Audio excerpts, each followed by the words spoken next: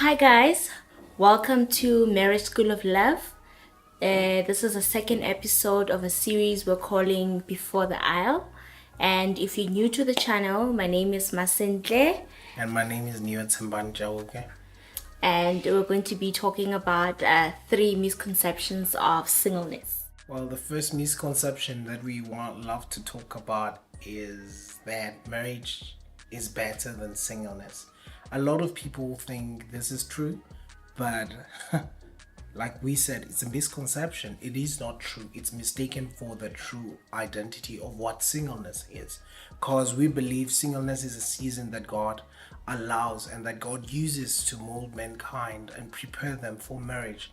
Because we have discovered that most of the problems that people face in marriage are not married people's problems, but the single mindedness brought into a marriage, and the two cannot work together.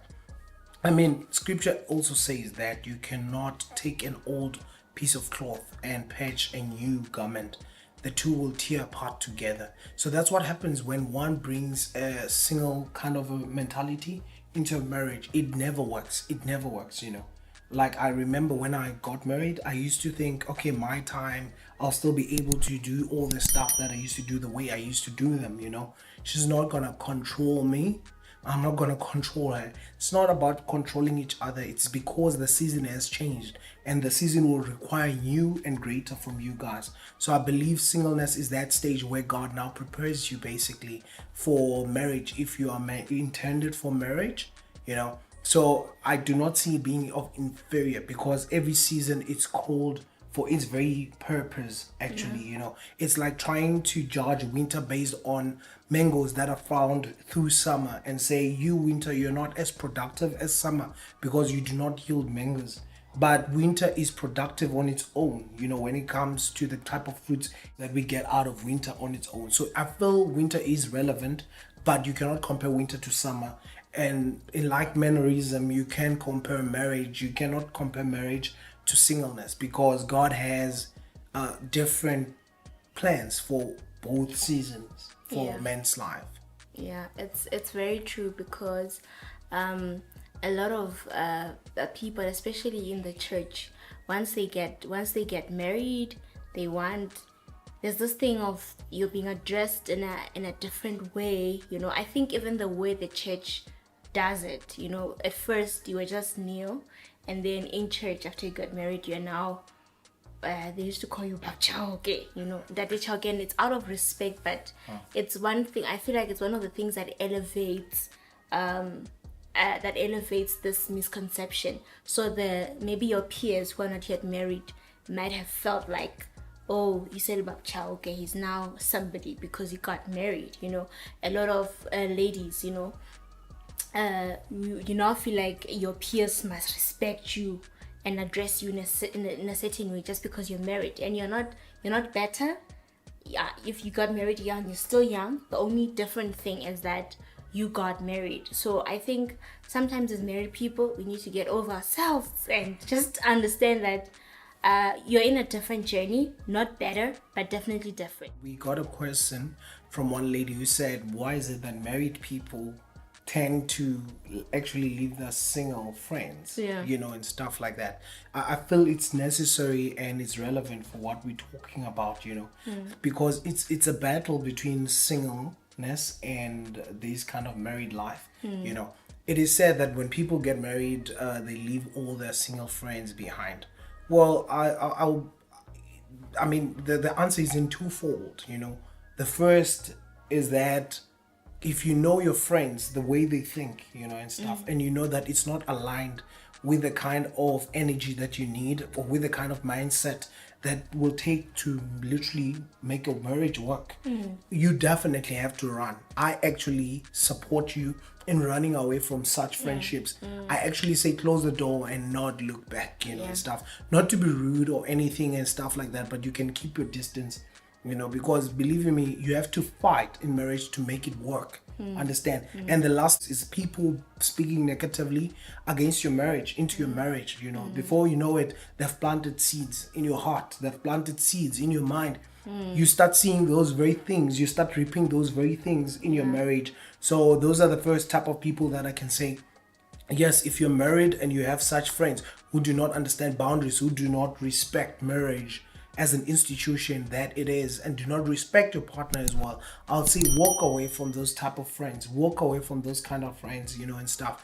But I don't think marriage should literally stop you and make you walk away from your other friends who are single and stuff like that. Actually, that kind of relationship can actually help the others transition into marriage as well, because other people are scared of marriage, but through the gift of friends who are in marriage, they're able to understand the comfort of marriage, to understand the purpose of marriage in its own context. Yeah, that's very true. And the second point is singleness is shameful. I was talking about social media and how people address or their attitude towards singleness. Singleness almost sounds like a punishment, you hear Christians in social media be like, Lord, for how long will I be single? As if it's a punishment or something bad. But singleness is not something to be ashamed of. It's something to be proud of, because you are being shaped, you are being prepared, you are being made. In marriage, it's always best to come whole and not, of course, we'll never be perfect, but at least you need to figure out who you are, so that when you come in marriage, you're not bringing pieces of yourself, but you're bringing one whole and making it one beautiful thing. Because brokenness, if you come to marriage in brokenness and looking to find joy through another person, you're going to give birth to brokenness. But if you both bring joy and completeness, you're going to bring a complete a complete marriage and a complete atmosphere. So there is no shame in being single. There is no shame in waiting on God, no matter how young, no matter how old. It's just a beautiful season that God takes us through. Yeah. Yes. That's true. I agree with what she's saying, and I disagree with the fact that people think singleness is shameful. Singleness is not shameful at all. I think the problem is the standard that society puts on us, puts on single people, actually, and stuff, on young people as well. And the pressure, And the pressure is just too much, understand? Every time there's a family gathering and stuff, there's this one person who's being badgered on every time to say, when are you getting married? Do you have a partner? Did you bring someone? And stuff like that. I don't feel that's appropriate, and stuff, because our journeys in life are totally different. As far as success is concerned, we do not succeed at the same age, all of us, when it comes to our careers and all of those kind of things. We don't finish school at the same time. So it is in the journey of life as well, in the journey of relationship and finding your partner. I don't think all our journeys should be defined based on a certain structure that's preconceived by society. I believe that everybody should be allowed and be interpreted in the context of what God has called them to become. Understand? In the context of their capacity, and not in the spectacle of community or what the community thinks. And the time as well. Yes, because timing is everything, and like you said, that God works in seasons. So I think we should grow to appreciate people for where they are and who they are. And stuff. It's so beautiful. I think that's what makes, if you look at our traditional patterns and everything, it's so beautiful. Even our flag as South Africans, it's so beautiful because it has different colors and stuff. I believe everybody should play their own part in the tapestry of life, and not be judged for what role they play and how fast they get there and who they are and their weirdness and everything like that. So let us stop shaming people for being single, because sometimes if you check here, we'll link it up here, like the previous episode 1 where we spoke about the reason why other people are singing and stuff. Sometimes it's because a person is called for singleness and you're judging them based on the fact that they are male or female. They need to be with the person of opposite sex. Exactly. But they're called to minister in singleness. Understand? Yeah. So that's why I feel like there's nothing to be ashamed of. If you're single, embrace your season. And you know what? I just feel I need to add this. There's so many things you can achieve in your season of singleness that in sometimes being married you cannot, because I have to like literally spend time with my wife. I have to spend time with my daughter. I have to give them more time and stuff. And if it's your season to refine yourself, you're being robbed, or you're robbing yourself actually by trying to get into a relationship in a season where you should be actually sharpening your skills, and stuff, mastering your craft and all of that that God has given you, so you can be able to move forward.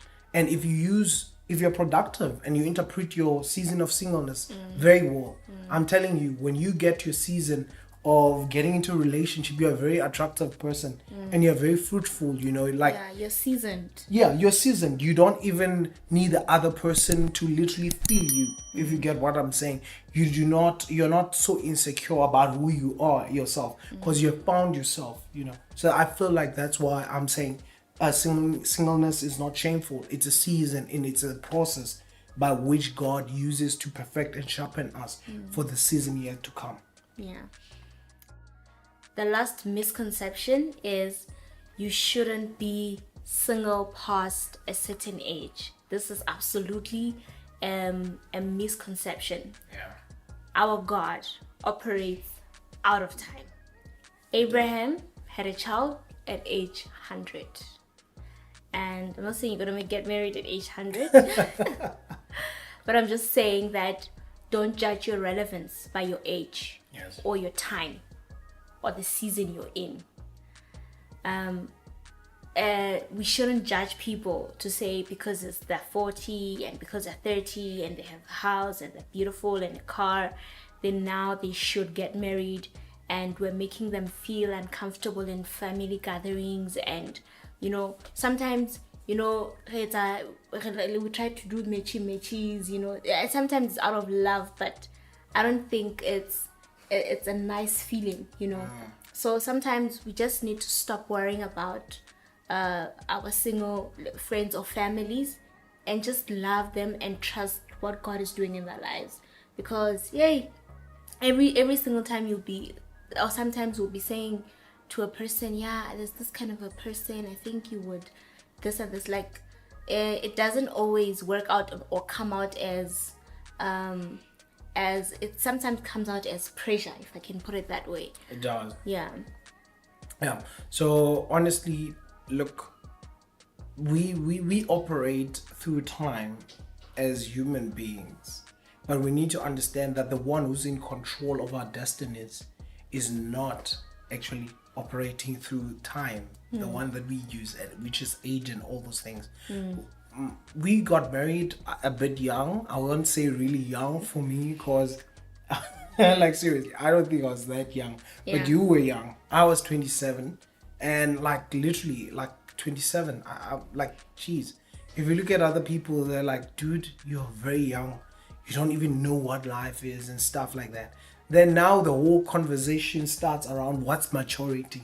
Yeah. Understand? How do we judge maturity based on age? Do we judge maturity based on what? On stature and what do we judge maturity based on and stuff? But I believe it's a calling. Marriage is a calling, and stuff. And we're called in different times. And being called early doesn't make you better. Being called later on doesn't make you the worst of the worst either.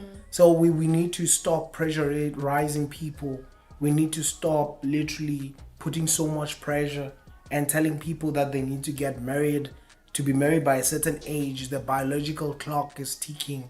I honestly believe if you're to fall into God's plan, if you're to fall into God's perfect plan, and you 35 or you like 40, whatever, and God gives you that marriage, you are gonna get those kids. Yeah, because what's the use of saying I'm 30 and you're forced to get married and 2 months later you're divorced? It's better for you to wait on God and have a perfect partner, even if it's by age 40, knowing that it's a forever journey. And also, I think from our side, we got a different kind of judgment. We were judged a lot when we got married because it was believed that we were too young, you know. So it's that thing, yeah. It's not only that it's not that thing that we got married early, but it was it's not that thing that we got married late, I mean to say, but it was that we got married too early according to the standards of society, and I wasn't gonna make it in my marriage, and things are not gonna work out because I'm too young, and you know how people see life's patterns. But I'm so grateful that because God is the one who pushed me and who placed me here in this marriage and in this journey. And it's not a burden, it's not overwhelming, it just fits perfectly. So even if it happens that you get married or you got married early and you're making mistakes, and the devil sometimes will preach to you and say, yeah, you got married early, that's why your marriage is not working out, you know. But just know that for whichever age and whichever time you got married, God is going to be there in your marriage, and you shouldn't feel shameful for being single or married too early or in between. Any time that is perfect for you to get married is what will bear fruits, the fruits of joy in your marriage or in your life. I feel like success in everything that's pertaining God, it needs to be a combination of preparedness and timing. Yeah. That's what, now if you were to take it to church, you will talk about Kairos, which is the God ordained season, the God ordained time for your blessing or for you to get there. It needs to be in the right time, in the right way, and all of those kind of things. And only God can weave that, you know, the atmosphere. All we can do is to fall into God's grace and to fall into believe and trust God with our lives. So as much as you feel you deserve a little bit of grace, I mean, if you were the one in their shoes, you would feel like you deserve a bit of grace and less judgment. I feel you should treat other people the same way, more especially when they're single. And if you thought you're one of these people who thought that because you're single you have less value and stuff like that, I want to say to you, no, you need to like literally surface above that misconception, above those lies, you know, and shine and enjoy your season while you're still in it, and believe that God has greater for you. Like we said, God leaves us with through desire. So if you desire marriage, there is a marriage waiting for you. Yes. We've come to the end of the video, guys. Thank you so much for watching till the end. If you'd like to hear more content from us, kindly subscribe and hit the notification button so that you can be able to see when we have more stuff, because we'll be doing part 3 still on singleness, so look out for that. Until we meet again, we love you so much. Goodbye. Bye. Thank you.